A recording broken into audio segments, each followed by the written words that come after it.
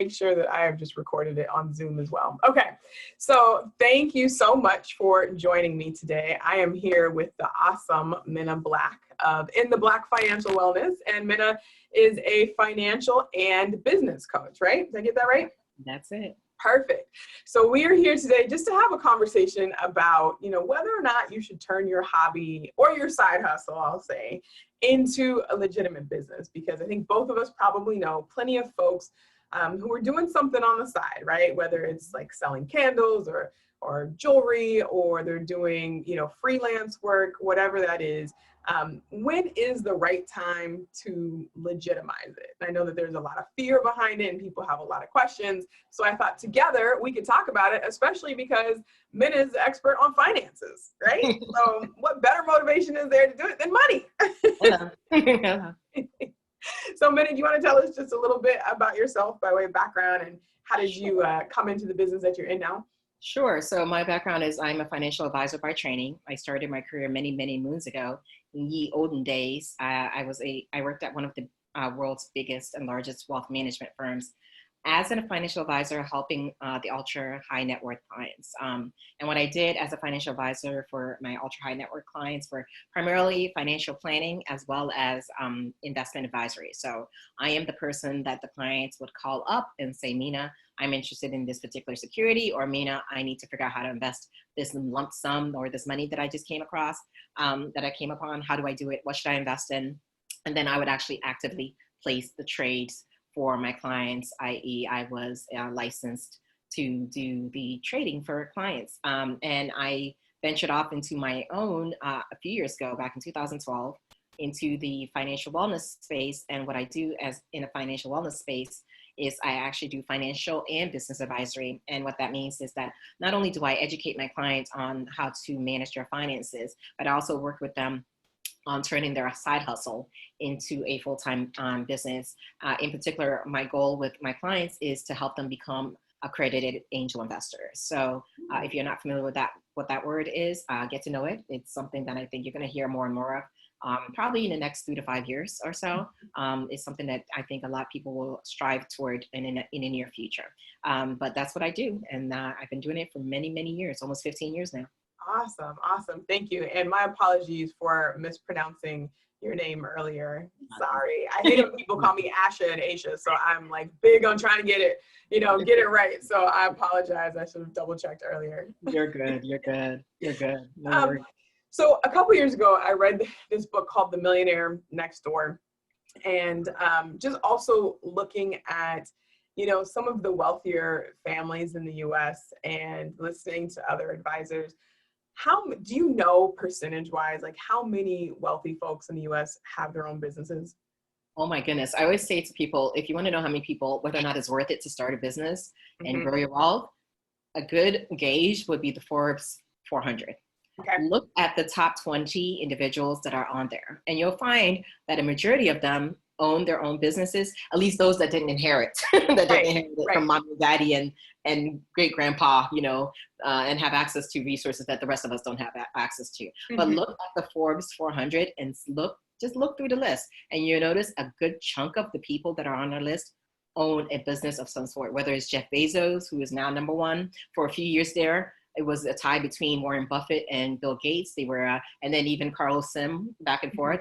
Notice what all those people that I just mentioned, they all owned their own businesses, right?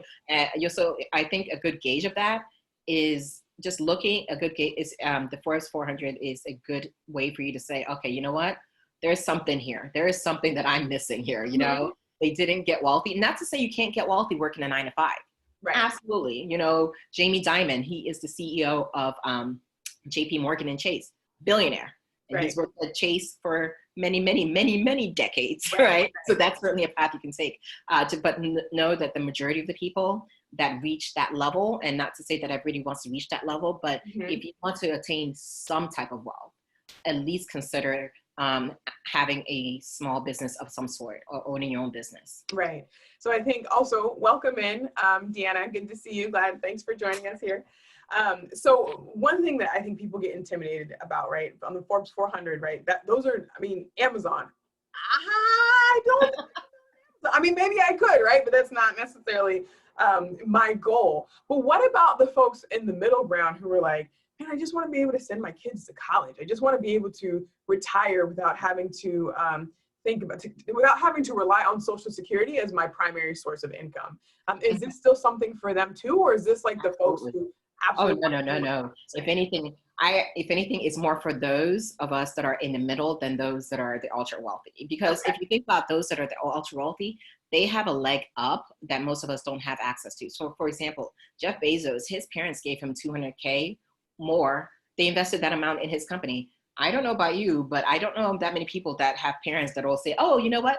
Here's an additional 250. Go ahead and start this company in your garage, right? Bill Gates had access to a lot of resources that the rest of us don't have access to. But for most of us that are in the middle, that are trying to strive toward, you don't have to be say, oh, I'm going to be a billionaire. It can be something as simple as, you know what, I want to make sure that I send my kids to the best schools. I want to make sure that I retire not only with just enough money in my 401k, but I don't have to rely on Social Security. And one of the best ways for me to do that is to essentially take charge of my future and own my future. Because I think most of us realize that, unfortunately, we are no longer in an economy that allows us the opportunity to work for a company for 20, 30, 40 years and retire comfortably, right? At any given moment, you can be laid off. You know, unfortunately, a lot of us are dispensable or disposable at our, regardless of what company we work for. And sometimes it's legitimate and sometimes it's not. It's just the economy is not well, so they have to do massive layoffs. When that happens, we need a backup plan, right? And the backup plan can't be, okay, you know what, I'm just going to go and dig through my 401k and hopefully something else will show up in the near future, because something else may show up in the near future. However, how long is that going to last? You know, it's an opportunity for us to really think a little bit bigger and really plan a little bit better in terms of how we look at our own futures and essentially take charge and take control of our own destinies versus relying on corporate America to provide that for us. Right. Yeah, I like that. I agree. I think that's super important. I want to just discuss a little bit what's the difference between a hobby or side hustle and a business, right? And I had to look this up because as I was, I'm always trying to convince people who are doing something like this, a hobby or I won't say an illegitimate business, but a business that they haven't formalized yet. What is the benefit? And one of them, of course, is taxes. So when we're looking at hobby versus business, the IRS says that if you form a business, the presumption is that you're going to be earning a profit. Yeah. And so if you are trying to write off expenses for a business that is not profitable, then the IRS is more likely to audit you, especially if you have not formed an LLC or a corporation. And the law has changed recently that says you cannot write off expenses for a hobby. So you need to be paying taxes, or that's not a tax deductible expense, right? So people get into trouble when they are sole proprietors and they're thinking, well, I'm just going to sell cupcakes every once in a while, or jewelry just when I feel like it. But if you're trying to use that expense as a tax write-off, you are telling the IRS, hey, come and look at me, come and look what I'm doing. Time for you to audit, right? You're just opening that door. So what are some of the other financial benefits aside from just growing, $1 million or $2 million business or however much, right? What are some of the other benefits that we get from actually legitimizing a hobby or a side hustle and putting it into an LLC or a corporation?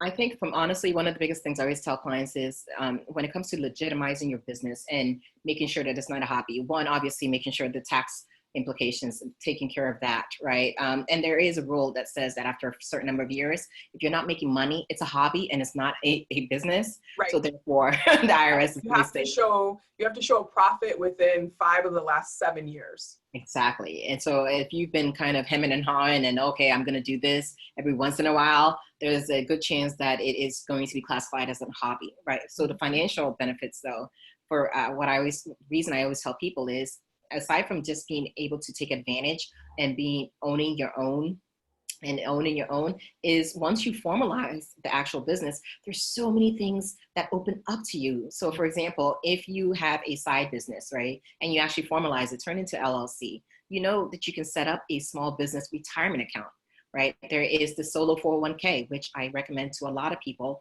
that have a side hustle that are they are the only person in that business. So for example, you know how you can invest in your retirement plan at work if you have a 9 to 5? You can create your own version of that for your business, right? And it doesn't have to be something grand or anything like that. You can set aside a huge chunk of money and save on your taxes, even with a side hustle. You can contribute as an employee or as an employer, depending on what you're doing in your 401k or your traditional retirement plan that you have at work. But there's just so many tax benefits that my biggest focus primarily is on the retirement benefits for a lot of side hustlers. Like, do you know how much you could save on the taxes if you just set up a small business retirement account? The implications are just endless, and being able to save $50,000 and lower your taxes by that much, lower your taxable income by that much is huge and I think a lot of people overlook that simple thing because we're so busy scrimping and saving here and there. On your taxes, that will change your perspective in your life, and use that money to invest. Right. Absolutely. And there, when you have the business, so for me, everyone has a computer. I shouldn't say everyone. Most people have a computer, right? You have a personal computer. Every computer I buy now is run through the business, even though I am using it, don't tell the IRS, for my personal stuff, right? But I'm primarily using it for business. So those kinds of expenses. When people talk about, leasing vehicles, and when they say it's a good idea, a lot of the people who are saying it's a good idea are able to do it because they're running that expense through their business. So it becomes a taxable expense. They get the tax credit for that. I think also, especially, in the Black and Brown community, we have sometimes such a deficit mindset. We have such a scarcity mindset, right? And we're scared to jump out there. We're scared to do it. We think, even I said it, like, I could never be a Jeff, Bezos, right? Like, I don't need to be Jeff. I could be the best Asha Wilkerson that I can be. Why am I setting these limits on myself instead of being fearful of jumping into these businesses, instead of being fearful of turning your hobby into a business? Let's think about what are all the wonderful things that can come true for us and all of the possibilities. I keep saying I'm going to research this and forget it, but I was listening to a guy who he helps parents in the late stages of planning to send their kids to college. And he's saying that if you have a business as a parent, there's something about how you can pay your children and then use it later to pay for tuition. This is a oddball question, but do you know anything about that?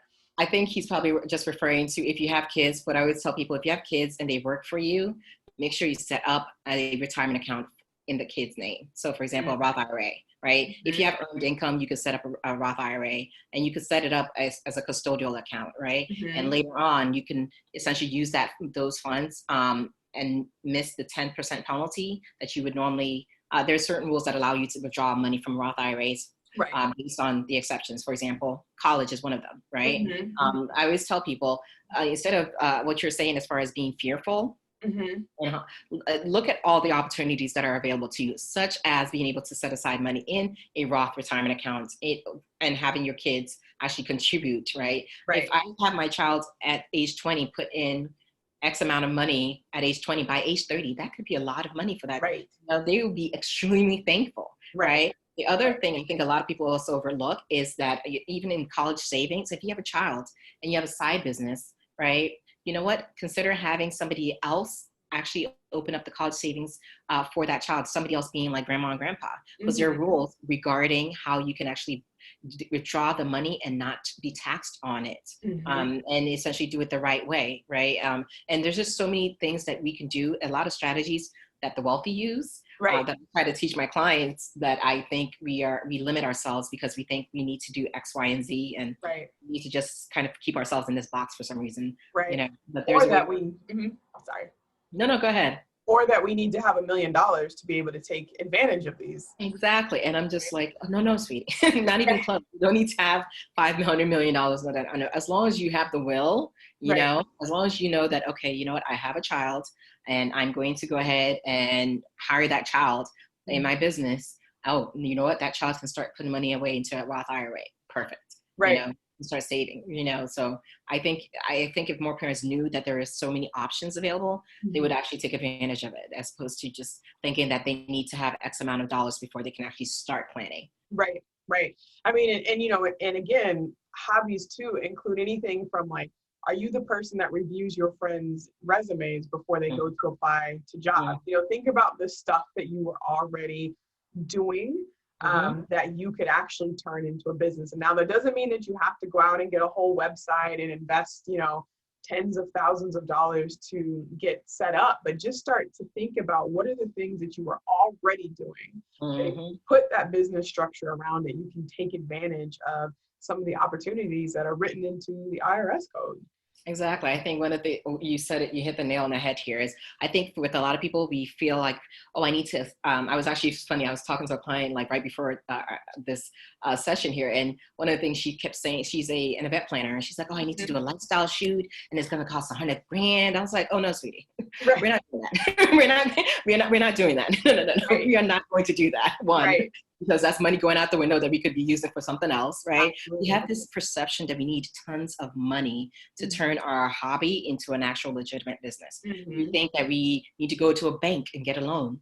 Not even close to being accurate. Right. There's so many grants, especially for Black and brown people right now, right, that you can take advantage of.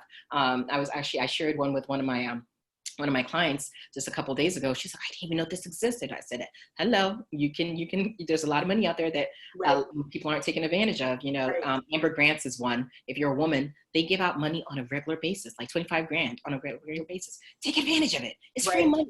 Why would you turn away free money? You know, you don't have to like sit back and say, okay, you know what? I need to have X amount of money before I actually turn this hobby into a legitimate business. No. Your goal as a business owner, and that's what you are if you're planning on turning your hobby into a legitimate business, is to get clients through the door. Right. Absolutely. You don't need to worry about spending X amount of dollars or having X amount of dollars in a bank account before you actually go legitimate in terms of being a full-scale business. Don't worry about that. Right. Formalize a business and call it a day, you know, and it doesn't have to take you a long time to formalize a business. Right. I agree with that. I think, there's all that kind of stuff. Well, I'm not ready and I don't know. So, you know, people are afraid, well, what if I start and then can't continue? So in California, there's this myth that there's this $800 fee to run a business in California, but it's a myth because it's not an $800 fee. It's an $800 minimum tax. Right. So every LLC or corporation at the end of the year will pay at least $800 in taxes. So people are like, oh, they're afraid of this $800, right? So I'm trying to help reframe people's thinking about this $800, because first of all, $800 is not a whole lot of money when you're running a business. And I don't want to minimize anybody's financial situation, but it's not. Two, you're already paying more than $800 anyway in taxes doing what you're doing right now, way more, especially if you live in California. So it is a fallible argument to say, I don't want to have this $800 attached to me. Honey, it's already attached. But if you form the business and do what you're supposed to do on the accounting side of it, you'll be saving much more than $800 in tax deduction. So it's not even it's a non-starter, a non-factor to me. So I just wanted to address that for people. I think it's with a lot of people, it is reframing the conversation, understanding that $800, yes, you know, sometimes that's a lot of money. However, just run the numbers. I'm a numbers person. Run the numbers. Okay, you know what? I know that every year I have this $800 bill that I have to pay for. Okay, how many clients do I need to bring in so that not only am I paying my expenses and I'm covering myself and I'm setting aside a certain amount in savings, how much do I need to bring in? How many clients do I need to take on to cover all that plus this $800 fee, right? I think it's just a matter of us reframing the conversation and just really sitting down and looking at the numbers, right? If you have a service and you charge people, I don't know, $100 for that service, okay, how many clients do you need to take to make sure that you're actually meeting the 800 plus paying your expenses? You know, you'll find, you probably, more often than not, you'll find that it's not a whole lot of clients that need to come through the door. Right. Yeah, absolutely. Absolutely. And people, you know, hesitate, and I get it. You know, you're afraid to get started because you think you don't know and you don't have all the bells and whistles and stuff. But, you know, in a service-based business, your mind is your asset, right? You're selling your own talent and your own strategy. And sure, there are thousands of attorneys in California that do pretty similar to what I do, right? But nobody does it quite like me. Nobody does your business quite like you. And that is enough to get started and should hopefully make you feel confident enough to get started along this path. So I think that there are many more benefits than there are takeaways to turning your hobby into a business. And I would say this, just piggyback on that. I think a lot of people, we often fear going full-time or turning our side hustle or our hobby into a business because we think somebody else has done it before, right? And that's what you're saying. There are a lot of attorneys, but nobody's quite like you, you know? I think one of the things I always tell people and tell my clients is like, well, do you remember MySpace? Yeah. You know, like you remember MySpace? I think before that was like Friendster or something like that. Yeah. You know, like there's so many, like how many banks are there? You know, if I have this dream, I'm going to open up my own bank. Am I going to say, well, I can't because, you know, Chase is right there and TD Bank is right there. You know, do you say that to yourself? So just remind yourself that it's not about the competition. We all stay in our own lane. There are lots of financial advisors that are out there, but there aren't any that do what I do, you know, quite like me, do it like me. So just stop thinking about what they're doing and focus on what you do and what your experience, because no one has lived your life. And that's what people are going to come to you to actually learn about is, okay, what has happened in your life and what are you, how is that informing the decisions you make in whatever service you provide? Right. Absolutely. I agree with that. And again, thinking about, you know, maybe taking the focus off of what we can and can't do and thinking about using this business as a tool to secure our financial future. You know, maybe that's easier to think about than thinking about, well, who am I going to sell my services to? You know, if you're motivated to secure your future, it's going to be a different motivation. And maybe like my motivation is always to help people. And then the securing my financial future is the benefit for me. But not everybody thinks about it like that. Yeah, I think it's possible if we can just think about, okay, what exactly is motivating you? What's pushing you? I have a mentor. One of his things, he always says, what's your fifth why? What is really like when you in the middle of the night, what are you so passionate about that is just going to move you to do what you need to do? You know, if you're able to figure that out and let that be the reason that you move forward and turn this hobby into a business, I think you'll find that you'll be very, very successful. Yeah, absolutely. I agree with that. And like you said, there's also a ton of money out there. You know, for better or worse, people are looking at LLCs and corporations as more legitimate because quite frankly, they are, right? There's more checks and balances. Doesn't mean it's necessarily more work or that you're not working just as hard as a sole proprietor, but it tells whoever's willing to invest in your business, whether by patronizing you or giving you money or working with you, that you have taken it seriously enough and you are heads up enough to take the legal steps to protect the business and treat it like a business. So also one thing that people don't realize also is the type of clientele you're able to get when you actually turn your hobby into a legitimate and you formalize the business. I think that's one of the things a lot of people overlook. So with my financial wellness, I have corporate clients as well, in addition to individuals. The corporate clients, if I said, oh, you know, I'm operating as a sole proprietor, they wouldn't even look at me. They'll say, I'm sorry, you're not formal. Okay, sorry, we can't, you know, we can't hire you, right? And that's money I just missed out on, right? So there is opportunity for you to really figure out who you're going to service. And based on that, who are you going to serve? And based on that, if you're thinking about servicing businesses or corporations, make sure that you at least take the steps to turn that hobby into an actual formal business. Because if you don't, there's an opportunity for you to miss out. You know, some of my clients are institutions like schools, universities. If I can't get them an EIN and let them know I'm an LLC, they're like, oh, sweetie, thank you. But, come back when you're ready, you know. When you're ready. You're not quite ready yet. So you're not ready for prime time, you know. So go ahead. You know, so I think if there's an opportunity, if that's who you're targeting, and I'm going to be honest, for a lot of people, I think if depending on the type of business, you may want to consider looking at like the bigger, getting corporate clients, and then make sure that you at least take the necessary steps to formalize the business. Yeah, absolutely. I work with a couple of business advisors, accelerators in Oakland, California.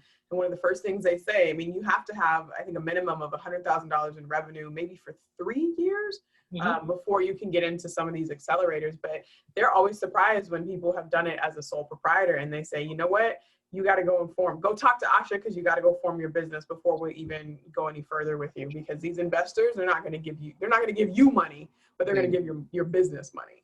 Exactly. They're not going to give you money. It's heaven forbid you're trying to do a startup. Oh, good luck. Right. If you're going to if you're going into the tech world, oh, good luck. They're not going to look in your direction. And No. if your plan is to talk to angel investors, like I'm an angel investor and I have a fund, I have an angel fund. And if a client comes to me, if an investor comes to me, a company comes to me and says, hey, can you invest in my company? When I start asking questions and doing my due diligence and I see that you're still operating as a sole proprietor, why are you operating? So you're telling me that you want me to give you money and invest in your company. You're telling me that I'm investing in just you solely. Mm-hmm. What happens if things go south? What happens if somebody sues you? Right. What happens if somebody tries to sue the company? Mm-hmm. Right. As an angel investor, my biggest thing is the return. Right. What kind of return can I expect and how quickly can I expect it? Right. And if you haven't formalized a business, that tells me you're not taking this seriously. Right. Because there's just two things, right? There's the thing that you're passionate about, the subject of the business, and then there's actually running the business. And most of us get started because we like the thing, right? Yep. We like the cupcakes that we bake or the jewelry that we sell, but then you also have to put on your business owner hat to be able to do that as well. Exactly. And there's nothing wrong with that, having a great hobby and really being passionate about it. Right. Taking the necessary steps to protect yourself, I think, is really the key, and being financially prepared for anything that may come your way, because there's quite a few things that may come your way that you may not be aware of. Right. Is actually going to help save you, save your hide later, down the line. Absolutely. Absolutely. Deanna, did you have any questions? We're just going on and on and on. We want to give you an opportunity to jump in here as well. Yeah, I had a couple of questions, but you guys were going. I was like, okay, let me take a note, especially about the bringing your children in. I have a 17-year-old and I have a 26-year-old, so I know I sort of missed the boat on her as far as bringing her in, paying her for the business, or, to do things for the business as a tax write-off. But my 17-year-old, how can I bring him in? Because I am an LLC. Mm-hmm. I did that in March. So I already did my taxes for Maryland because I'm in Maryland. So ours is only $300. Mm-hmm. So I have all that taken care of. But how can I find out about more of these benefits as a LLC? Do you want to take that, Asha? Go ahead. You can go. So question for you. You mentioned that you have a 26-year-old. Why do you think it's too late for your 26-year-old? Because I had her do the research and the cutoff was age 17 to 20 as far as certain tax benefits, mm-hmm. and with her being 26. Is that not correct? So this is the thing. It depends on what type of accounts you set up. So for example, she's 26. Are you planning on opening or have a small business retirement account for the LLC? No, I didn't even know there was one. So that was a nugget. I didn't even know. Okay. So would thank you. Yes, you're welcome. So for the two, they both can actually come under, and you can open up many types of retirement plans and still get the tax benefits. They can also get the tax benefits. But I would honestly, your situation, I would have to look at your actual situation, but there's SEP IRAs. It's called a SEP IRA. It stands for Simplified Employee Pension Plan. And it's a small business retirement plan that you can set up for the LLC, right? And you can contribute, if they are employees, you can contribute for them, right? And tax write-off, here we go. Tax write-off, here we go. You can contribute. There's a simple IRA. That's another type of retirement plan that you can set up, right? You could do a 401k. That's actually going to be not a traditional 401k. That's going to be very pricey. I'm going to be honest with you. Okay. The solo 401k that I mentioned earlier is normally for if you are this only employee, or if you have a part-time employee that works no more than, I believe it's 1,000 hours per year in the company. Okay. Right. Mm-hmm. So you could do that. Normally it's for a husband and wife, but I would honestly, for your particular situation, you could certainly go ahead and let the young one, you can go ahead and let him create his own Roth IRA. If he has not done so, you can, and if he is working for your company, open up a Roth IRA, and whatever money he makes, he can contribute that to the Roth IRA. Okay. Right? And that you can, this year, I believe it's $6,500 is the maximum you can contribute to the Roth IRA, right? But if you're planning on having him be a long-term employee, right, of the company, then you may want to consider another type of retirement plan like the SEP IRA. That way you can actually contribute and lower your taxable income for the company as well, not just so that he essentially lowers his. Okay. Okay, so, Okay. but try to set one up for the company if possible.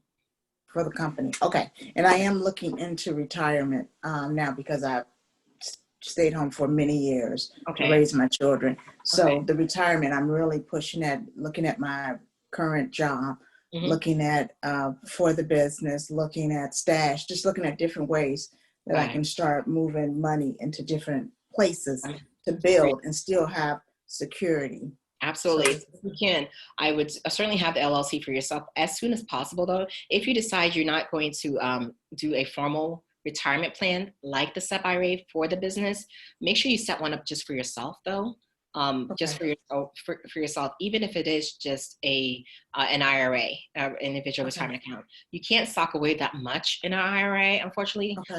If you're under age 50, under age 50 is 6,500 and over, I believe, is 7,500 this year. You can't sock away that much. However, that's why the small business retirement accounts make more sense, because the small business retirement accounts, if you are the owner, you can contribute as an employer and as an employee. And deductions are amazing, right? Like, I mean, when I say amazing, I'm like, oh, I can put away $57,000. Check, right? You know, yes, you know, I can set aside that money for retirement. Oh yeah, let's do that. You know, so I would, if you can, I look into those, start there, and then if you decide, you know what, I just don't feel like doing this and contributing for my employees, I'm just going to start with a small retirement account like the traditional IRA or the Roth IRA, right? But what I always tell people, clients, is try to be as tax efficient as possible. And what I mean by that is start with the small business retirement plan, right? Now, do you own a business and work for a company? Yes. You do? Okay. So try to be as tax efficient as possible. And the way to be tax efficient, I call it the tax efficient waterfall. And what I mean by that is you start with your employer's retirement plan. If they offer you a retirement plan and they contribute at a minimum, make sure you're matching that contributions, whatever that contribution is, right? Make sure that you're contributing the minimum that they match, right? And then move to the outside retirement plans that you have on your own, whether it's the retirement, the IRA or the Roth IRA or the small business retirement account. Once you start contributing there, then you go back and you add more to the employer's retirement plan, right? The goal here is to take advantage of the tax deferral status of all those retirement accounts, right? And put away as much as possible, right? Especially if you're focused right now on retirement, put away as much as possible in all places, making sure obviously stay within the limits based on your income, and put away as much as possible. Once those are done, then you move to the taxable accounts, right? And the taxable accounts are the ones that you can open up at, like Robinhood, right? Robinhood, like an investment account, even Fidelity. These are the non-retirement accounts, right? So you start with the retirement accounts, then you move to the non-retirement accounts, right? But try to be as tax efficient as possible, because I'm going to be honest with you. I always tell the story. I had a client years ago. Net worth was $600 million. You know, this man, he listed his annual salary of like $24,000 because he was, oh gosh, crazy. Yeah, he did. I was like, how? He was a CPA by training. He did everything. His mortgage was under his company. Everything was under his company. So he was able to get away with, and I see get away, that doesn't mean he wasn't paying his taxes. I always tell clients it's about tax minimization and trying to avoid, not trying to not pay, just trying to avoid paying Uncle Sam everything that comes into, you know. And I actually learned a lot from that one particular client, in that, you know what? Oh, you can run this under your mortgage under your company. Ooh, how do you do that? Okay. How do we, it was just fascinating how he managed to do everything. And when I say mortgage, I'm not talking about like the mortgage that most of us are used to, like, oh, maybe, I don't know, $50,000 mortgage. No. This was like a $19 million apartment. Like, yes, that kind of, yeah. So corporate housing. Hello. Yep.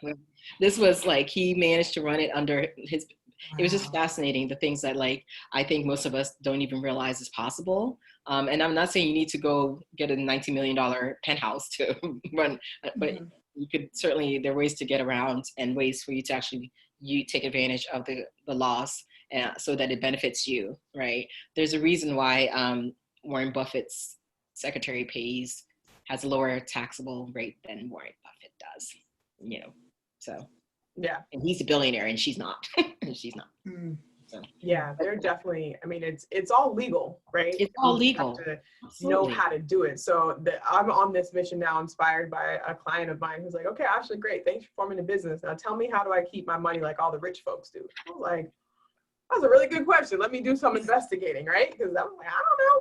So this is, what sparks conversations like this. I also wanted to tell you to look into your state's employment law and also taxes, IRS taxes, so federal taxes, because I think there's something about if you're paying your children in your workplace, they're not paying taxes, or you're not paying taxes on the salary or the wages that you were paying them. So if your 17-year-old is, doing your social media or whatever, right, your website design or whatever kind of work that he's doing for you, that is another way also to save money on the taxes. I think it's up to a certain amount of money that they could be earning that ends up becoming tax-free. But I'm not the expert on that. I read it somewhere, heard it a couple times. Okay. I just wanted to share that, so then you can ask an accountant and a payroll specialist to see what that looks like and how to take advantage of that. Okay. Yeah, I would highly, if you're considering adding your son on board, I would highly just go ahead and talk to a CPA or even an enrolled agent, somebody that actually knows taxes really well. I'm a big fan of tax attorneys. I'm a huge fan of tax attorneys. So there's a guy, his name is Sandy Boykin. You might want to consider looking him up. He's on Facebook, and I believe he has a website and everything. His whole thing is about like how to minimize. He's actually not only a tax attorney, but he also used to work for the IRS, and he used to do a lot of their stuff, like the IRS's stuff. So he gives you all the insights into what's possible and what's not possible. Okay. And can you also put your information in the chat or somewhere I can grab it? Where are you located? I'm in New York, actually. You're in New York. Yeah, I'm in New York. Okay, you're on the East Coast. Okay. Yeah, I'm in New York. But I'm like, my clients are across, I shouldn't say the U.S., across the world more than like, but more so. But I'm in New York. Okay. Yeah, that's one of the beautiful, for me, for legal advice and for legal work, I'm licensed in California. But the beautiful thing about finances, if you're trying to figure out how to, keep your money in the U.S. or according to U.S. law, that is universal, or at least national. I'm not a traditional financial advisor in that I no longer manage assets. If I did, and I no longer trade for my clients, I used to have what's called an RIA, a registered investment advisory firm. And that one, I was very specific and like, okay, you know what, I'm in the tri-state area. Because I do more of the education and coaching now, I'm no longer limited to, okay, New York is it, that's it. I am across the board. And I like I said, I think when we first began, my mission is to help as many people become accredited investors, accredited angel investors as possible. And there are a number of ways to do that. And one way to do that is through your business, formalizing business. Right. I mean, especially like, the three of us here are Black women, and if we're talking about how our communities are under-resourced, underfunded, we just don't know stuff, what better way to help change the future for the folks who are coming behind us and to get our stuff together and then to be able to invest in somebody else. And investing in our children, of course, is great also, but like to be able to leave some kind of a legacy by angel investing or building up a business. So another thing too is that when it's just you, you can't sell a business that is just you. But if you put it in an LLC or a corporation, you could sell that. You could create a copywriting business in it, and you're the one who's working in it, but you've got all these clients, you're ready to sell because you want to move on to do something else. You can sell that business to somebody else and take all that money. But if it's just you as an individual, you can't sell that, right? But if you want to create a community center and you don't want to be in this community forever, but you want to leave your stamp and make a difference, start it up. There are plenty of exit strategies that we can put into place so that the business continues to grow and help people, but you can move on to something else that you want to do. Exactly. And I think one thing also, just to piggyback on that, is being able to leave that legacy, not just even to sell it to other people, but what about your family? Yeah. What if you have kids and they want to take over the business? How's that going to work if you have not actually formalized the business. If you want your heirs to be able to say, okay, mommy, in your will, you said that I get to have this business, but you never actually took the steps to formalize the business. You've left us a bit of a mess for us to figure out, so if you go through the steps and actually formalize the business, I think it'll make it a lot easier to transition and do succession planning for the business, so that, God forbid, you're no longer there. Okay, the business will continue. Look at the big names like the celebrities that have long gone, whether it's Michael, MJ and his estate, Elvis, Graceland is still running, because they put into place the mechanisms so that their businesses still function, right? How many businesses started in 1920 or whatever, like Merrill, my former company that I worked for? They know Merrill, Pierce, Fenner, Smith, none of them are alive. Right. But the company's still, the company's been around since 1920, I believe, So if you actually formalize the business, the entity, then I think it'll make it easier to hand it over to your children or somebody that you want to pass it on to, so that you're not leaving a bit of a headache for them. Right. Yeah, thank you for that. We're talking about, wealth building, right? Not just being in it for right now, but how do we look forward into the future and set ourselves up, and not just ourselves, but again, those who come after us, whether it be the community, our children, our children's children, all of that stuff, to be successful, or at least to not have to worry about it, so that money is not an issue for them and they can just be who they are without having money as an obstacle or a challenge point for them. Exactly. I think I know this is, unfortunately, has become a little bit of a buzzword, generational wealth, but it's so true. It is so true. I think a lot of us don't realize that there's an opportunity for us to change, especially within the Black and Brown community. We're already starting from behind. We get paid less, unfortunately, than the other part. And then, heaven forbid, we stop working if you're a woman and we stop to raise kids. Okay. Now what, And then if you have a partner, women live longer than men. Okay. It's just like all these things that just come into play. So if we actually take the necessary steps to create a legacy, I think it'll make it a lot easier for our families, the causes we care about. We can leave a lot to those causes, and it doesn't just have to be, okay, mom's gone. I don't know what happened. I got to figure out, I got to go through all her paperwork and figure out what's what, if we're able to actually take the formal steps and formalize and make sure that everything is in its proper place, it makes it a lot easier for our loved ones. Yeah. And I have a story about a friend of mine who I went to, elementary, middle, high school, and college with. And ever since I met him in 4th grade, we always knew that he was going to grow up and be a dentist like his dad, right? And that his dad was building this dental practice, and that he was going to grow up and he was going to be a dentist. And fortunately, he wanted to, he fell into line with that. And so he did. He graduated college and then went to dental school and stepped right into the business as an owner. Well, he and his friend, also from elementary school, bought the dental practice from his father and his father's business partner, but they had a whole practice to buy instead of starting from scratch like I had to do with my law firm, right? And that's not a complaint to say, I've had to build it myself, but he didn't have to go through trying to figure out what is the best way. He can improve on 20 plus years of practice. And guess what? His grandfather did the same thing for his dad. So now this dental practice has been in the family for at least three generations now, and no pressure to say that your kids got to do whatever it is that you want them to do. But what an opportunity to think about, okay, I already know where this path is going, and now I just got to be the best that I can be so that I'm ready instead of trying to figure it out. And so he comes right in and is making money instead of losing money, right? He's got a family, and now it's probably been 10 years since he's been the owner of this practice, and all kinds of stuff, right? What if we were able to do that? It doesn't have to be dentistry. If you're an auto mechanic and have a garage, you can run the lady that I take my car to, she runs the business, but she's not a mechanic. She can pass that business on to her daughters, right? All kinds of stuff. It doesn't have to just be, I'm going to leave you a pot of money. That would be nice. But what about a business that you can walk right into? Exactly. I think that's one of the challenges that we face is being able to say, okay, you know what, having the foresight to actually say, okay, you know what, I'm not building this business just for me. I am building it for the next generation, so that should my children decide that they want to do this as well, I have it set up properly so they can actually just walk right into it. And they can say, okay, you know what, this business has a retirement account already set up. The employees are taken care of. You may even go through the steps. You get big enough, you may want to do a pension, Right.